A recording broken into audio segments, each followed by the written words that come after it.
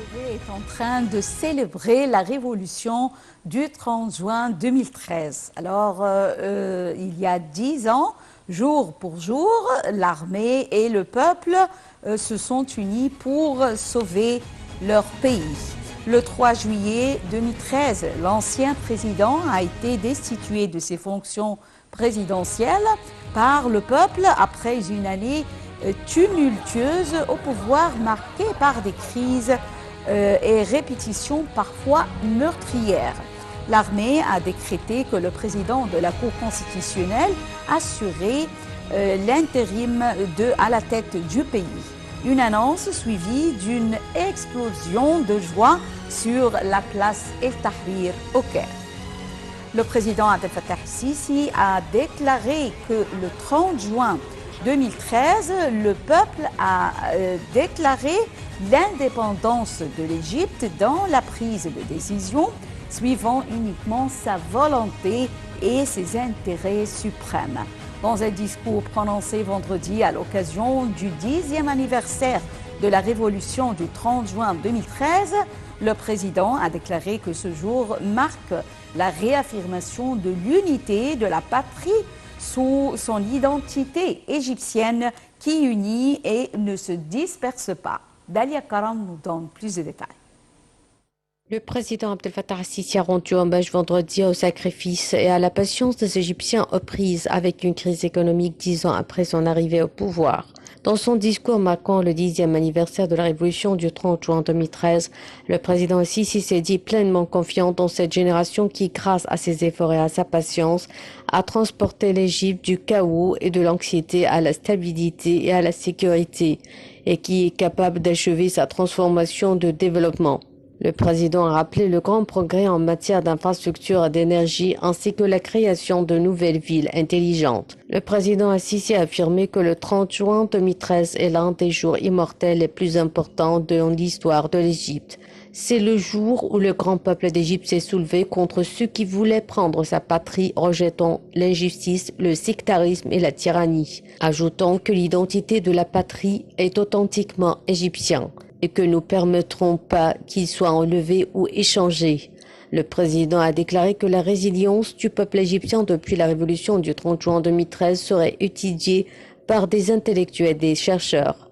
Il a noté que de nombreuses questions ont été soulevées sur le secret de la relation spéciale entre le peuple égyptien et ses institutions étatiques nationales et entre le peuple et ses forces armées. Le président poursuit que beaucoup a été confus quant à la source de cette volonté solide et de cette détermination inébranlable qui ont transformé l'Égypte en quelques années d'un pays confronté à une division dangereuse et à des troubles en un pays stable et sécurisé.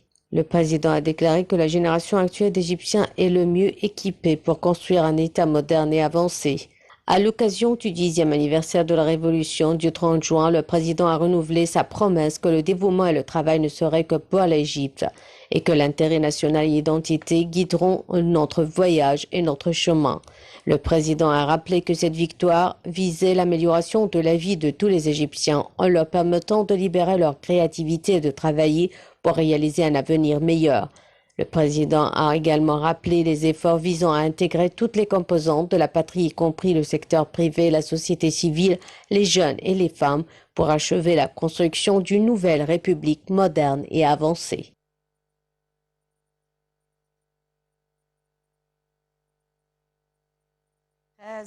Des millions d'Égyptiens sont sortis dans un soulèvement populaire dans les différents domaines et gouvernorats d'Égypte, exprimant leur colère contre le pouvoir de la confrérie. Les acclamations se sont élevées et les voix ont exigé le départ du président et le renversement du pouvoir du guide suprême peuple après une année tumultueuse au pouvoir marquée par des crises parfois meurtrières. Relevez les événements de la journée du 3 juillet 2013.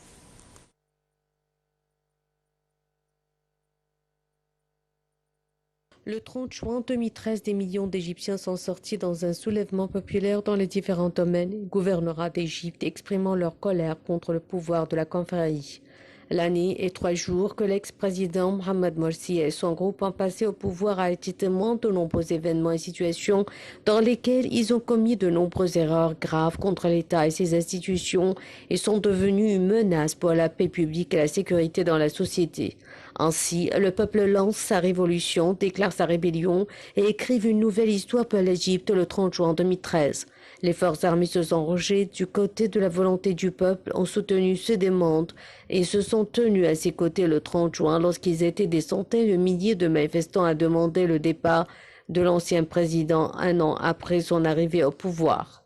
Le 1er juillet, à l'issue de manifestations gigantesques dans les rues égyptiennes, l'armée a publié un communiqué affirmant son soutien aux demandes du peuple et donnant à tout le monde 48 heures, délai de la dernière chance, pour assumer leurs responsabilités en ce moment historique.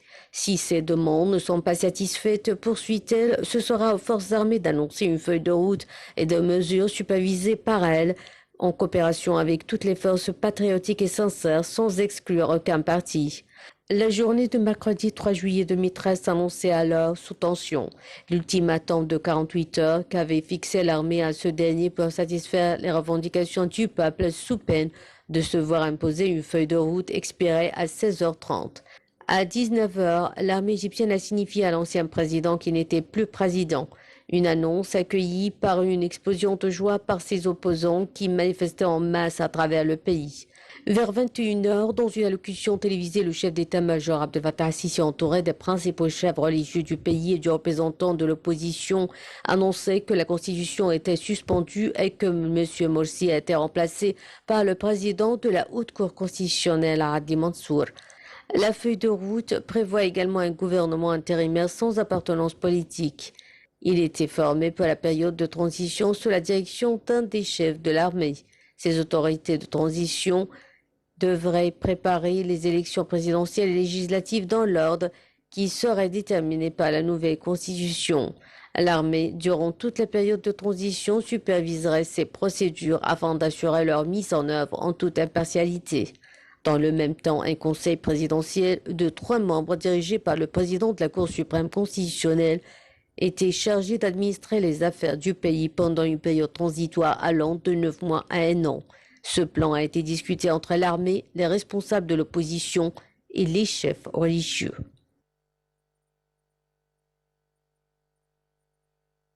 L'Égypte a célébré vendredi le 10e anniversaire de la révolution du 30 juin 2013, une révolution qui a réussi à sauver l'identité nationale, à réaliser la force globale du pays et qui a donné un coup d'envoi à une énorme cadre de développement.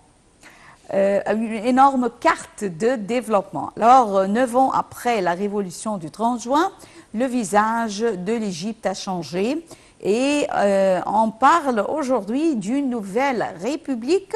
Le terme nouvelle république reflète les transformations de fond qu'a connu le pays au cours des 8 dernières années. Voyons ensemble. Le président Abdel Fattah al-Sisi est investi président de l'Égypte et la bataille de la reconstruction commence. En 2015, l'Égypte lance sa stratégie de développement durable baptisée la Vision Égypte 2030, visant à situer l'Égypte parmi les 30 premiers pays du monde. Routes, transports, nouvelles villes, logements, bidonvilles, agriculture, découvertes gazières, une multitude de méga-projets nationaux a été mise en chantier pour moderniser les infrastructures essentielles de l'Égypte. Pour faire face à la forte croissance démographique, l'Égypte lance un plan de planification urbaine ambitieux visant la création de 30 nouvelles villes de la 4e génération afin d'augmenter l'espace urbain de 7 à 14% d'ici à 2050. En 9 ans, l'Égypte bondit de 90 places en passant de la 118e à la 28e place dans le classement mondial des meilleures routes. 7000 km de nouvelles routes sont réalisées avec un coût de 175 milliards de livres égyptiennes, alors que 5000 km d'anciennes routes sont réhabilitées. Sur un autre volet, l'Égypte construit 5 nouveaux aéroports, à savoir les aéroports de la nouvelle capitale administrative, Bardawil, Sphinx, Berenice et Ras Sedr. Autre réalisation, le statut de hub énergétique régional de l'Égypte se consolide grâce à l'accroissement de ses capacités de production d'électricité. En fait, l'Égypte réussit à atteindre l'autosuffisance en électricité après avoir souffert de longues périodes de pénurie. Elle exporte même le surplus de production vers des pays comme la Libye, le Soudan, la Jordanie et l'Irak. De même, en 2018, l'autosuffisance en gaz est atteinte grâce aux champs d'or en Méditerranée, mais aussi grâce aux autres champs entrés en production ces dernières années sur toute l'étendue du territoire. D'autres projets ont été réalisés comme le développement du canal de Suez, le projet national pour le développement du Sinaï, le projet agricole du Nouveau Delta, le projet du Triangle d'Or pour faire de cette région une nouvelle capitale industrielle, le projet du plateau Al-Galala avec la construction d'une route principale, d'un complexe touristique et d'une ville nouvelle, construction d'une eau centrale nucléaire à Al-Daba, et le projet pharaonique de la nouvelle capitale administrative. Le projet de l'avenir qui marquera après son inauguration la naissance de la nouvelle République.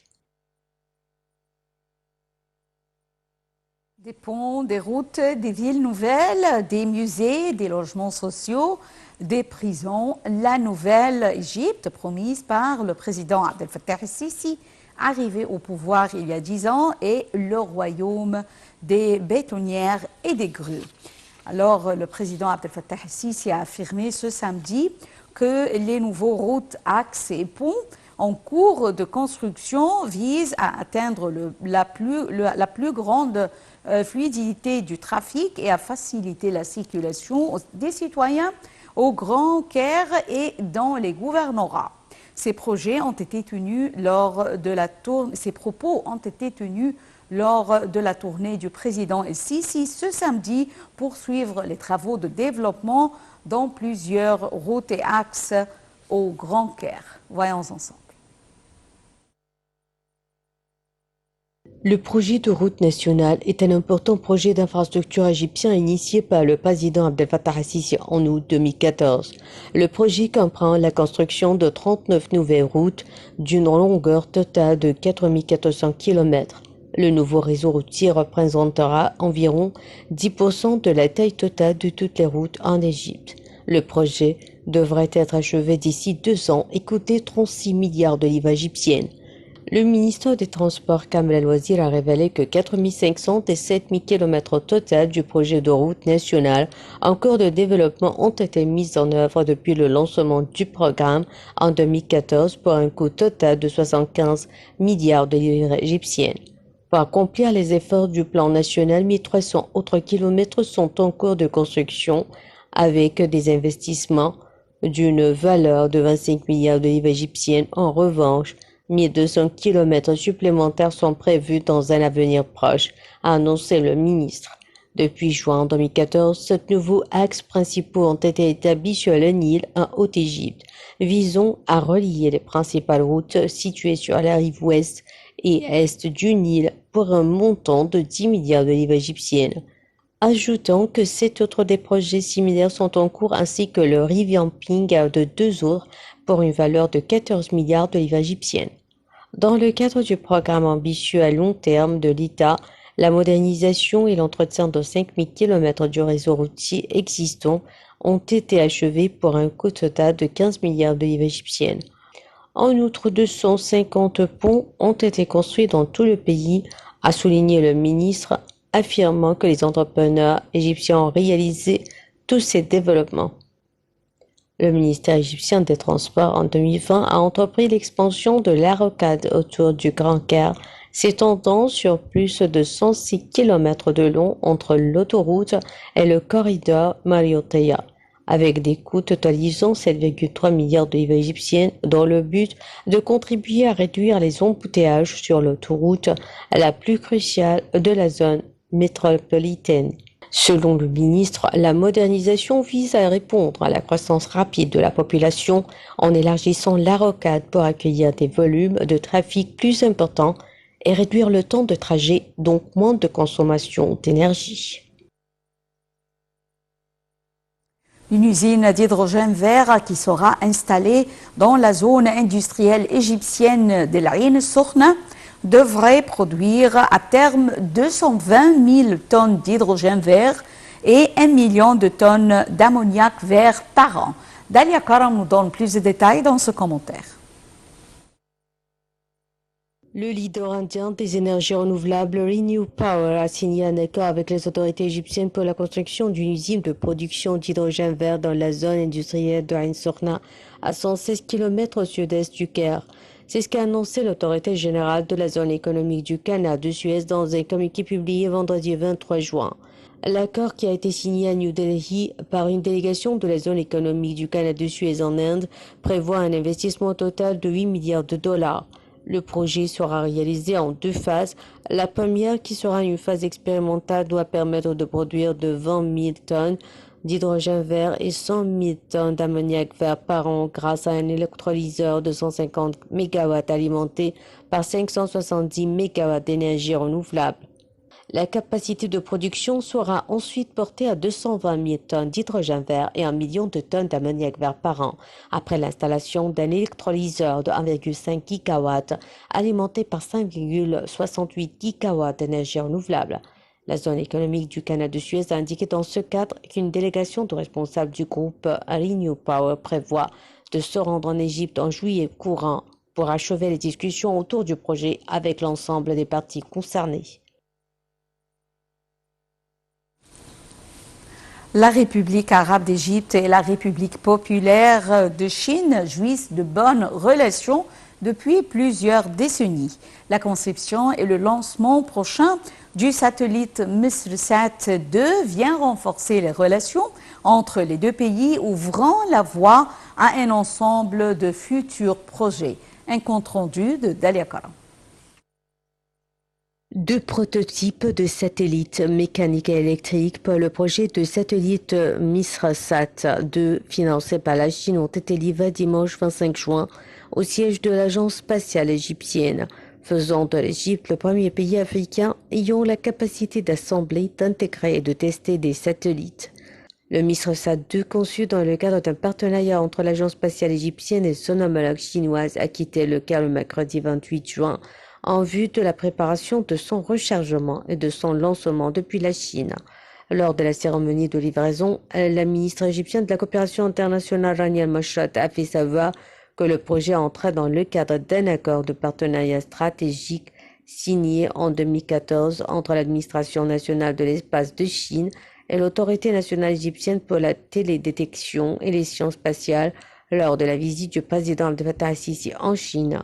Le nouveau satellite qui sera lancé en octobre prochain a été financé par la Chine à hauteur de 140 millions de dollars versés en 3 tranches depuis 2016. Avec une résolution d'images allant jusqu'à 2 mètres, le satellite Misrsat 2 apportera une contribution efficace à la vision égyptienne 2030 pour le développement durable.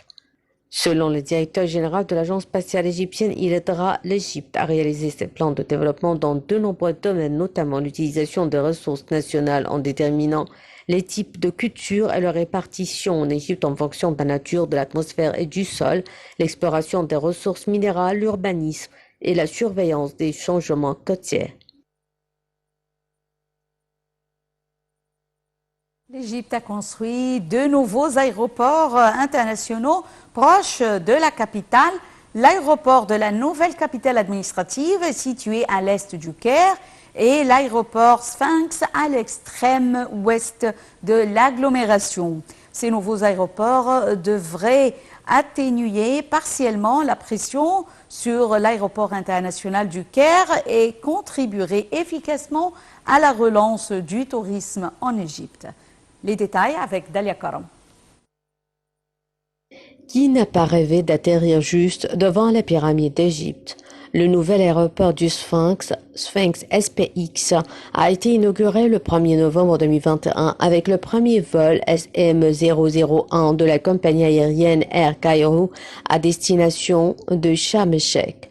Le Sphinx est proche des principales attractions culturelles du pays, à savoir les pyramides de Gizeh, Saqqara et le Grand Musée égyptien. Il a été conçu comme une alternative stratégique à l'aéroport international très fréquenté du Caire. Par ailleurs, l'escale peut être mise à profit pour améliorer les prestations liées aux croisières sur le Nil tant au départ qu'à l'arrivée de la traversée. À l'heure actuelle, l'aéroport du Caire Sphinx est relié au vol d'Air Cairo vers Luxor, Assouan et Sharm el-Sheikh et la compagnie aérienne prévoit de lancer à court terme de nouveaux vols directs vers et depuis les principales villes italiennes.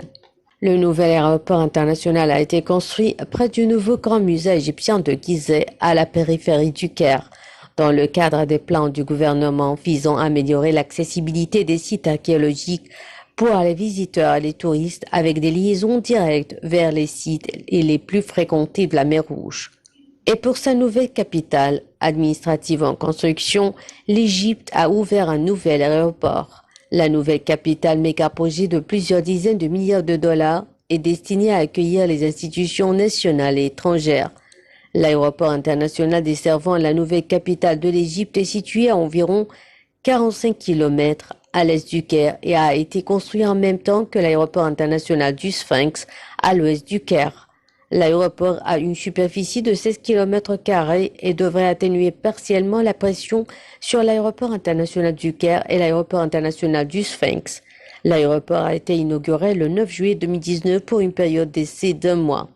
Il comprend un terminal passager d'une capacité actuelle de 300 passagers par heure, 8 places de stationnement pour avions, 45 bâtiments de services et administratifs, une tour de contrôle aérien et une piste de 3650 mètres adaptée à l'accueil d'avions gros porteurs équipés de systèmes d'éclairage et d'atterrissage automatiques.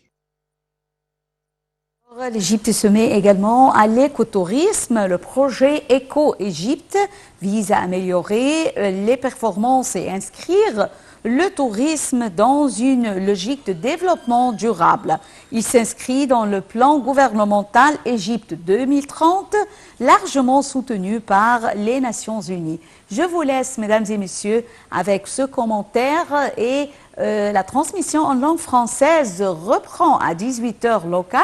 Et maintenant, je vous laisse avec ce commentaire et à la suite avec la transmission en anglais avec Nivine Ramzi. Merci, très joyeuse fête de la Révolution du 30 juin et au revoir. Depuis ces dernières années, la popularité de l'Égypte en tant que destination touristique ne cesse de grandir, notamment en raison de son important patrimoine historique et culturel, de ses magnifiques paysages et de son littoral incomparable sur la mer Rouge. En 2022, l'Égypte a profité de la reprise significative du tourisme après la pandémie et s'est placée parmi les destinations touristiques les plus prisées par les voyageurs. Cette tendance à la hausse semble se confirmer pour cette année 2023. Amélioration des infrastructures, rapport qualité-prix imbattable et peu de restrictions font partie des ingrédients de cette recette qui marche. L'Égypte fait partie des destinations touristiques les plus populaires de l'année 2022. Elle se démarque sur la scène internationale aux côtés de l'Espagne, de la Grèce, des États-Unis ou encore de la Tanzanie. L'une des raisons de cette attractivité et de ces records de fréquentation après 2 ans marqués par la crise sanitaire est son actualité médiatique, avec l'anniversaire du centenaire de la découverte de la tombe de Toutankhamon et l'inauguration récente du grand musée égyptien à proximité des pyramides de Gizeh. De plus, l'Égypte est l'un des rares pays à avoir imposé peu de mesures liées à la Covid-19 aux visiteurs étrangers au cours de la pandémie. Au mois de juin 2021, les autorités égyptiennes avaient levé les dernières restrictions d'entrée. En ce qui concerne la saison 2023, les prévisions sont encore plus positives, notamment grâce à l'ouverture du Grand Musée égyptien en mars dernier. Il devrait susciter une importante couverture médiatique et stimuler l'envie des voyageurs de partir à la découverte de l'Égypte. Ces 2 dernières années, alors que les voyages étaient limités en raison de la pandémie, l'Égypte a modernisé son infrastructure touristique et s'est efforcée d'élargir les expériences proposées aux visiteurs. Un nouveau centre de visite a été inauguré en septembre 2022 sur le site des pyramides de Gizeh pour proposer une nouvelle expérience aux touristes. Cette inauguration marque la fin des travaux de réaménagement visant à moderniser les infrastructures et faciliter l'accès au site. Mustafa Waziri, secrétaire général du Conseil suprême des Antiquités, a déclaré qu'on s'efforce d'offrir une expérience touristique culturelle et de divertissement unique dans cette grande destination. Les croisières sur le Nil sont en train de devenir un mode de découverte de plus en plus privilégié par les touristes en Égypte. Cette alternative plus lente et plus tranquille que les visites dites classiques permet de profiter de la beauté naturelle du fleuve et d'explorer les vestiges antiques de cette région historique. Faire une